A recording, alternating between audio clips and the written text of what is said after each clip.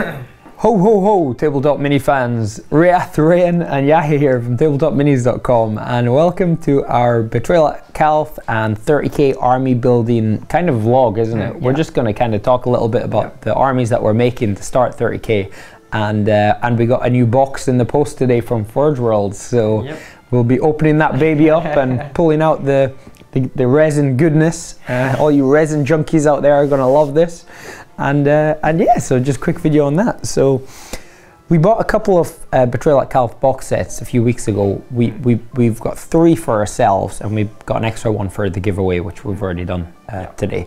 So we got 3 Betrayal at Calth sets, and the idea was we're going to make an army each. And I guess the third one we're not really sure how we were going to divide it. The third Contemptor Dreadnought, the extra squads and stuff. Yeah, I converted my Contemptor Dreadnought. I took the AutoCat, you took the assault cannon off the third Dreadnought, and you put it onto just cut it and just cut the shoulder, turn the shoulder around. Yeah, to make a mortis dread with 2 of the same weapons. So it's quite easy to do that. So you can actually make like 2 with multi-melta, 2 with assault cannon, or whatever you want. But the squads there as well, we've got plenty of options, because with the box sets we each get 30 tactical marines, and then on top of that we've got another 30 marines from the third set that we can divide up. About making veteran squads. Yeah, we can make veteran squads, we can make heavy support squads, you know, with heavy weapons. So remember, I worked it out, and I think we could end up with a squad of 9 heavy support guys with missile launchers.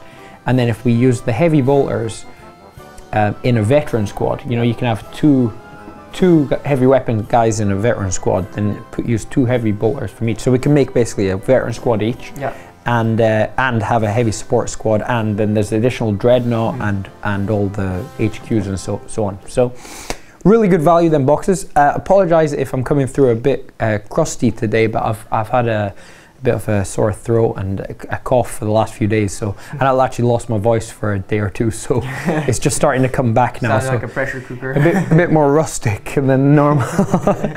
So anyway, enough chitter chatter, let's get the goodness out here. Let's see that box. You want to see what's in the box? Yeah. Yep. You got any idea what it is? Yep. It might be a tank. It might be a lot. Heavy box. Maybe. It might be a lot of tanks. Maybe. So let's cut this baby open and let's see what we got. Now, this is a big box and it's pretty heavy. And in the words of Britney Spears, oops, I did it again. Or I guess, oops, we did it again. So be really excited to get all this stuff out.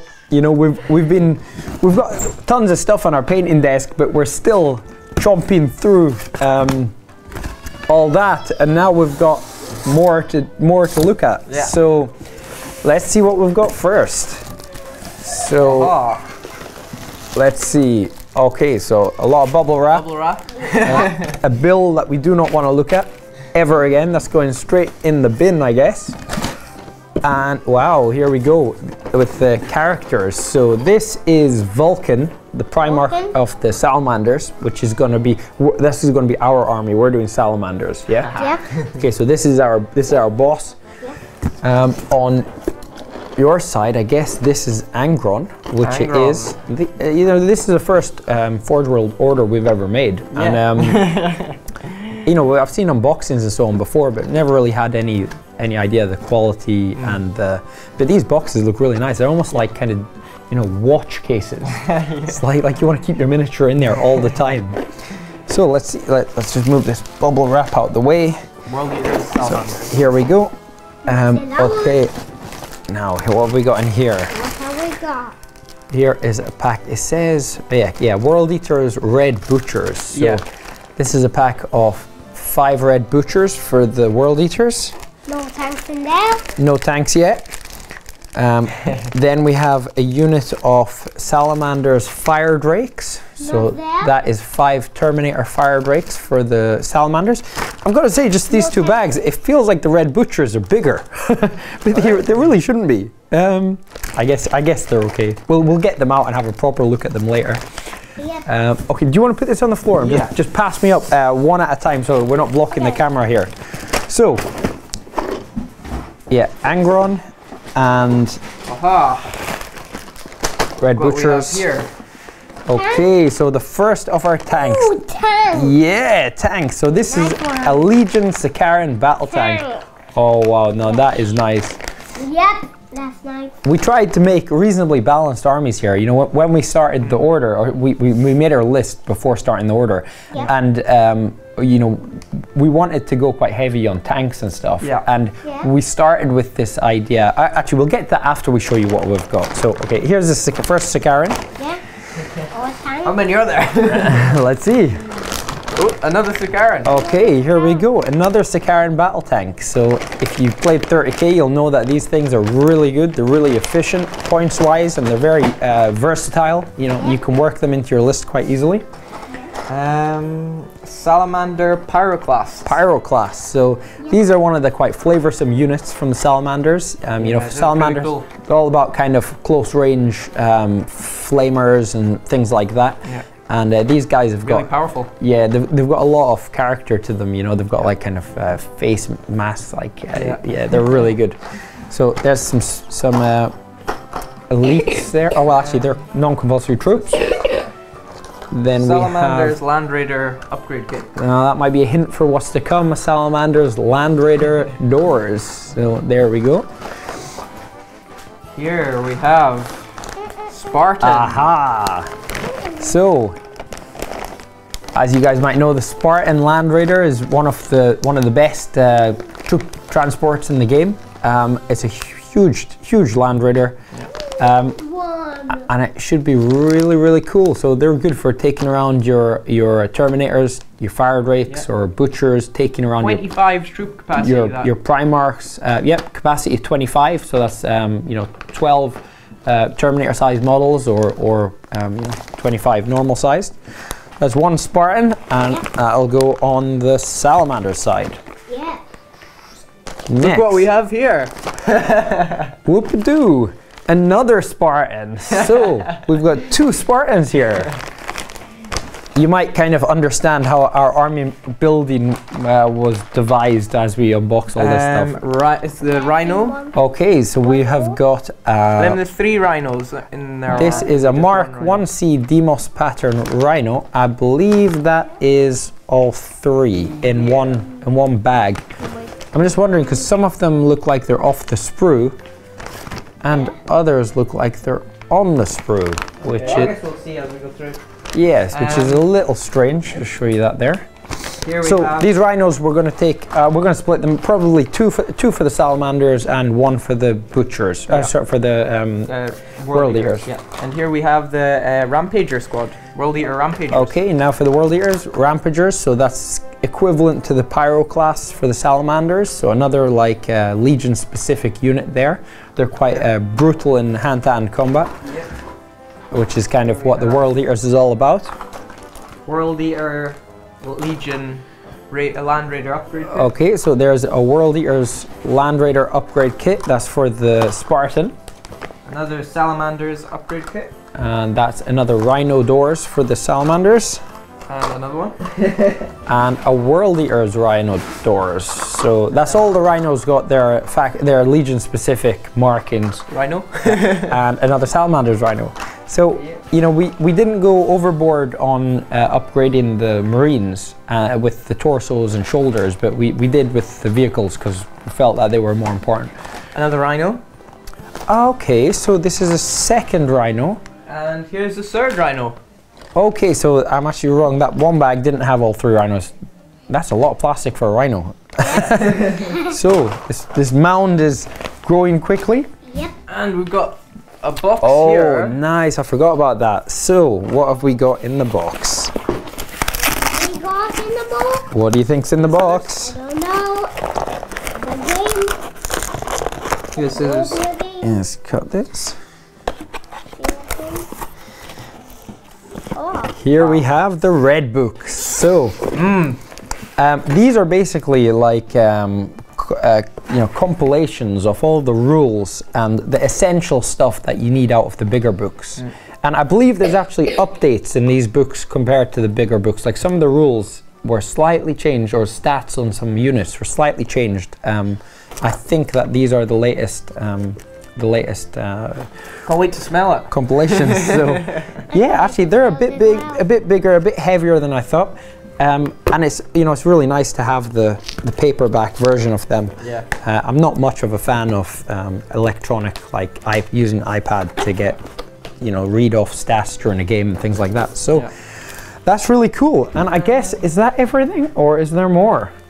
Almost finished. Oh yeah, and I forgot, we also ordered a couple of weathering powders. So we've got dark sand, which I'm thinking might be useful for the tracks in the bottom of the tanks, and black soot for exhausts and things like that. So never tried the Forgeworld weathering powders before, but I think, you know, the reviews of them are a bit mixed. Maybe they're a little pricey for what they are.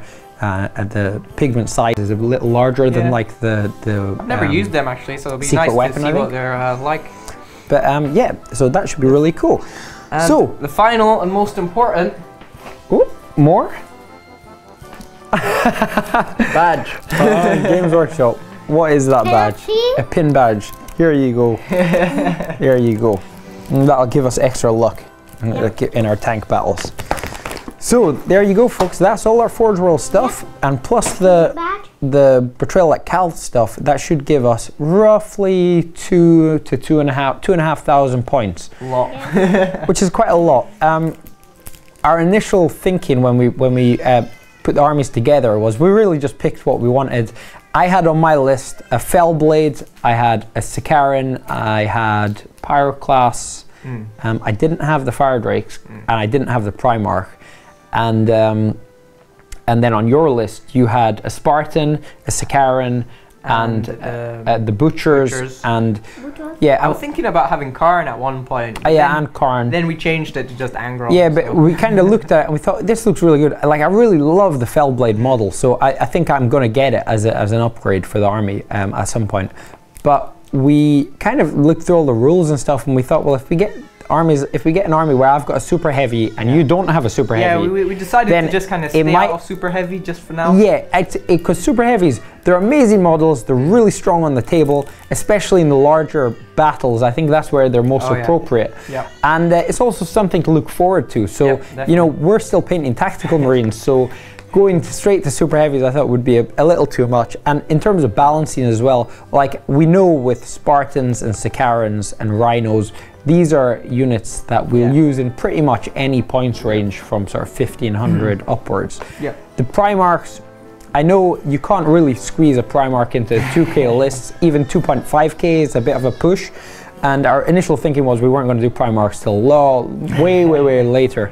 But last minute, changed our mind and just thought, well, if we're going to put all this money and time into our Legion and making our Legion specific, well, the Primarch is such a beautiful model. Even if we don't put it on the table for the games, or a lot of the games are too small to use the Primarch, I think, you know, it symbolizes the army well, and like it'll be a. I'm sure we'll fit them into you know, if I'm playing 2K with a Primarch and you're doing exactly the same thing though, even though it really shouldn't fit into a 2K list, it's still reasonably balanced maybe.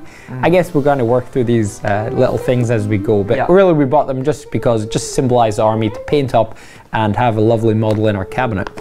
So we've got lots more to paint on top of our already massive ever-growing list of grey plastic but we're getting there, we're getting there. We're getting there.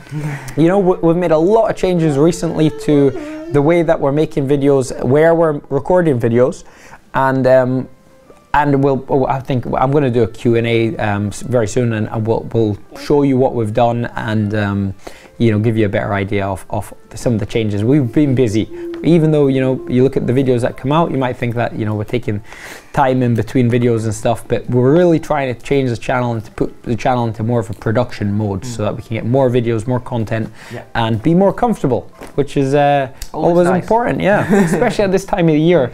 In that stable, it was getting a bit frosty, wasn't it? It went from too hot to too cold. Yeah, very fast. Summertime was like a sauna in there. Wintertime's like sitting in a freezer. So we'll get to that in the Q&A. So I'm sure many of you guys are doing something similar. If you're into 30k, you know, you've kind of got the Betrayal of Calth box set enough to kind of kickstart you into making a 30k army.